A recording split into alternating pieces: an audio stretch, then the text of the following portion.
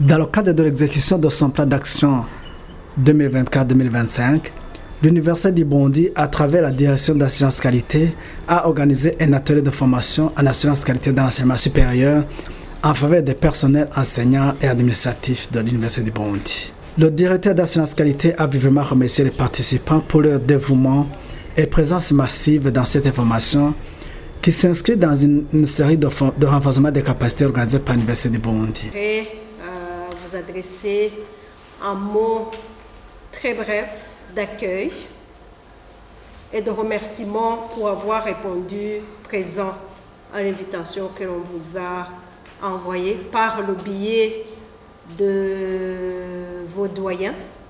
Vous êtes ici parce que vos doyens respectifs vous ont nominé pour pouvoir participer à cette formation en assurance qualité.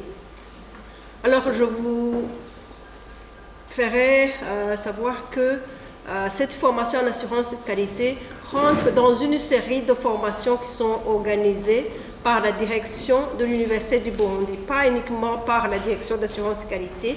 On a vu qu'il y a des points qui nécessitent des points de renforcement, entre autres cette formation que nous organisons en assurance qualité. Pourquoi? Parce que déjà, le concept d'assurance qualité n'est pas aussi vieux que ça. Dans notre pays, c'est un concept qui est venu avec le système BMD et on a vu naître une direction d'assurance qualité, des mécanismes de contrôle de la qualité et au risque de s'y méprendre, on pourrait croire que l'assurance qualité ne concerne que les enseignements. Ça ne concerne que la formation. Mais nous allons voir, par le biais des différentes présentations, que chacun d'entre nous a une pierre à apporter dans l'édifice d'un système de qualité. Vous êtes les parties prenantes. Sans votre aide, sans votre maîtrise de ce que doit être fait, on ne saura pas aller très loin. Voilà le contexte de la formation. On va échanger et on va échanger sur base de ce que vous faites. Quelle est votre part? Quelle est votre part? Quel que soit le poste que vous occupez, qu'est-ce que vous faites pour la qualité du système? Je ne veux pas dire parce que je risque de commettre la même pour dire pour la qualité de la formation. Non, c'est pour la qualité de notre système éducatif. Quelle est votre part? Voilà. Ce n'est pas, je crois que vous savez très bien que le système de formation a changé.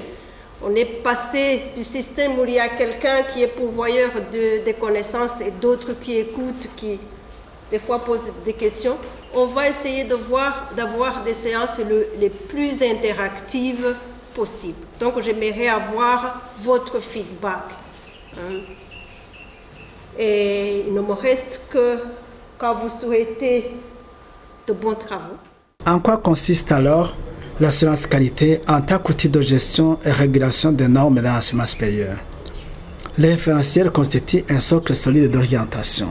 D'assurance qualité parce que c'est très difficile de définir d'une façon unique ou tout simplement d'une façon consensuelle la qualité de l'enseignement supérieur.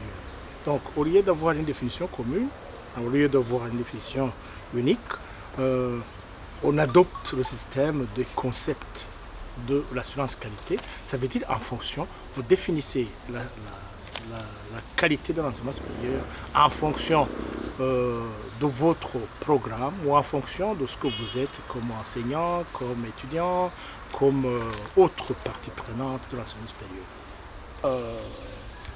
On commence à être effectivement habitué au processus d'assurance qualité parce que si vous vous souvenez très bien, la fois passée on a utilisé le référentiel d'évaluation institutionnelle, on a aussi utilisé le référentiel d'évaluation des programmes.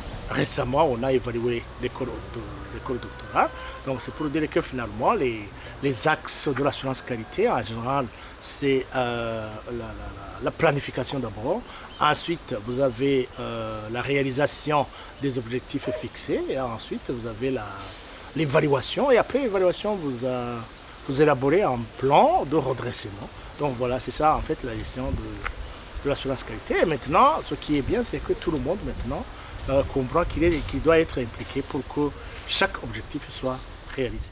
Cette formation constitue un enjeu majeur dans l'enseignement supérieur à l'heure de la mondialisation.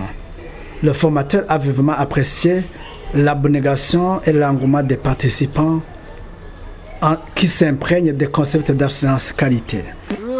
C'est que tout simplement, pourquoi on a assimilé, on a mis ensemble les enseignants et les administratifs, c'était dans le but de montrer que la qualité de l'enseignement supérieur est une chose pour tout le monde. Tout le monde, même que ce soit dans les services, dans l'enseignement, dans l'administration. Donc on devrait même organiser des formations envers la direction. Donc c'est-à-dire la qualité de l'enseignement supérieur implique tout le monde. Vous avez vu que nous avons parlé de ce qu'on a appelé une organisation apprenante, une organisation où tout le monde est impliqué du niveau en commençant par le bas jusqu'au haut.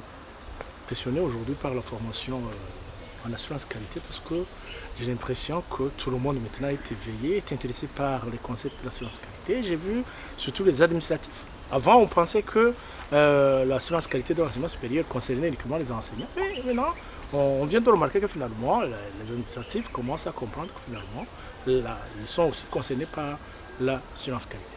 La mobilité des enseignants et étudiants, axe incontournable, pousse les institutions d'enseignement supérieur à une refondation, a-t-il précisé. On est juste au commencement parce que, en ce qui concerne la mobilité, pour qu'il y ait mobilité des enseignants et des étudiants, on doit avoir harmonisation des systèmes d'enseignement supérieur. Or, j'ai l'impression, effectivement, au niveau de l'EAC, on est pas peut-être moyen, pas de géant. Et au niveau de toute l'Afrique, il y a ce qu'on appelle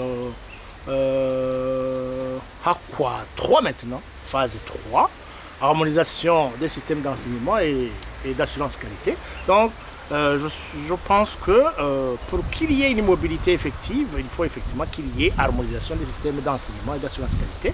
Or, on est presque à un niveau moyen parce que je trouve que, en tout cas, l'harmonisation n'est pas encore totale. Parce que même le projet AQUA 3 n'a pas terminé n'a pas encore donné des résultats qui sont définitifs. On est juste à l'essai. Je pense qu'au moment où les systèmes d'assurance qualité seront plutôt harmonisés, la mobilité sera très facile.